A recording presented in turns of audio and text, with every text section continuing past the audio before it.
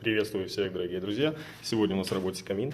На что хотелось бы обратить внимание. Каминщики запретили нам здесь класть керамогранит, потому что они дают потом гарантию. Но впоследствии мы увидели здесь пустую плитку, приклеенную на герметик. Насколько я знаю и насколько я пытался проверить, герметика термоустойчивого просто нет. Поэтому нужно класть термоклей, заполняемость полной плиты. Также здесь у нас ходит плитка. То есть она уже неустойчивая. Не знаю. Будем сейчас обрамлять этот кусок. Зачем его оставили, тоже непонятно. Но будем сейчас его облагораживать.